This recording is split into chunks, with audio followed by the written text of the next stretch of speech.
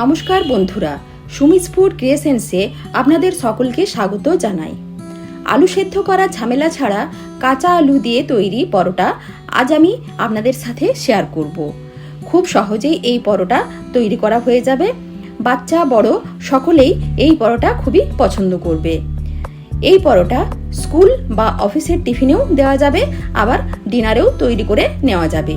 তাহলে চলুন রেসিপিটি শুরু করি।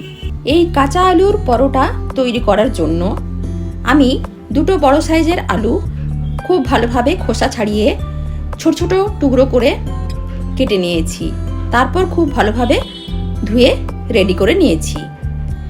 আর এখানে নিয়েছি আমি দুটো বড় সাইজের পেঁয়াজ। পেঁয়াজটাকেও ছোট ছোট টুকরো করে কেটে নিয়েছি। এবার এই আলু আর পেঁয়াজটা একটা মিক্সি জারের মধ্যে নিয়ে নিচ্ছি পেস্ট করে নেওয়ার জন্য। ফ্লেভারটা একটু বাড়িয়ে নেওয়ার জন্য এর মধ্যে দিয়ে দিচ্ছি অল্প পরিমাণ আদা, 7 থেকে 8 কোয়া রসুন, দুটো কাঁচা লঙ্কা, কিছুটা পরিমাণ ধনেপাতা কুচি।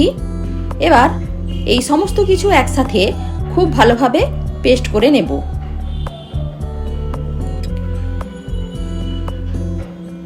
আলুটা আমার পেস্ট করা হয়ে গেছে। একটা চামচ দিয়ে আপনাদের তুলে দেখিয়ে দিচ্ছি পেস্টটা কিরকম ভাবে তৈরি হয়েছে। একেবারে স্মুথ পেস্ট তৈরি করা হয়েছে। এর মধ্যে একটুও দানা দানা ব্যাপার নেই। এবার এই আলুর মিশ্রণটা একটা বড় পাত্রের মধ্যে নিয়ে নিচ্ছি।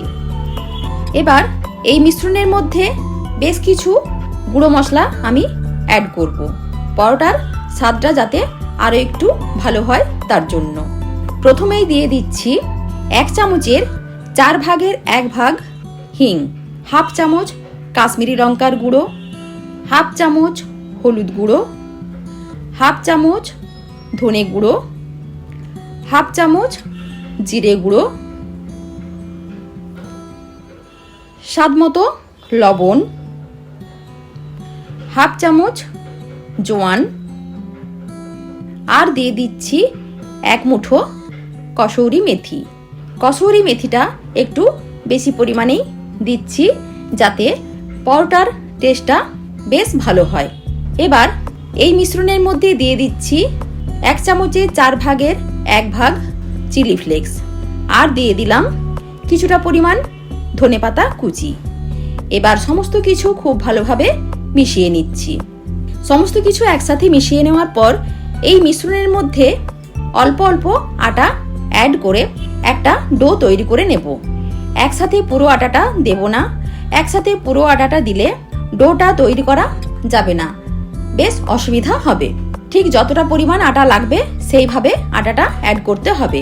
এবার আটাটা মিশিয়ে নেওয়ার পর এর মধ্যে দিয়ে দিচ্ছি 3 চামচ মতো সুজি। সুজিটা দেওয়ার পর খুব ভালোভাবে মিশিয়ে নিচ্ছি। এরপর হাত দিয়ে ঠেসে ঠেসে একটা সফট ডো তৈরি করে নেব। ডোটা আমার তৈরি করা হয়ে গেছে। এবার এই ডোটা ঢাকা দিয়ে 15 মিনিট রেস্টে রেখে দেব, যাতে খুব ভালোভাবে ডোটা সেট হয়ে যায়। 15 মিনিট পর ডোটা আরও একবার ভালোভাবে ঠেসে নিচ্ছি। এবার এই ডোটা দুটো ভাগে ভাগ করে নিচ্ছি। তারপর নেচি কেটে নেব। নেচিগুলো খুব ছোটও না আবার খুব বড়ও না।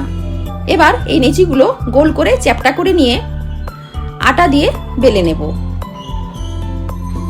বাড়িতে যেরকম আমরা পরোটা তৈরি করি ঠিক সেইভাবে গোল করে আমি পরোটাটা বেলে নিয়েছি।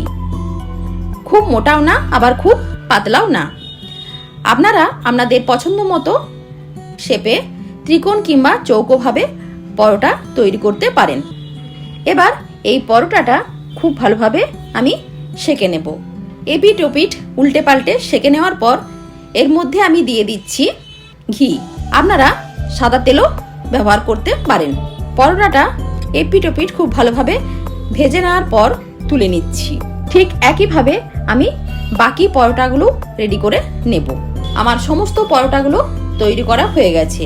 দেখলেন তো কত সহজে কাঁচা আলু আর পেঁয়াজ দিয়ে পরোটা তৈরি করা হয়ে গেল। আপনারাও এইভাবে পরোটা বাড়িতে অবশ্যই বানিয়ে খাবেন, খেতে খুব ভালো লাগে। তাহলে কেমন লাগলো আমার আজকের এই কাঁচা আলু ও পেঁয়াজের পরোটা? যদি আমার ভিডিও আপনাদের ভালো লেগে থাকে তাহলে অবশ্যই লাইক, শেয়ার ও সাবস্ক্রাইব করতে ভুলবেন না। ধন্যবাদ।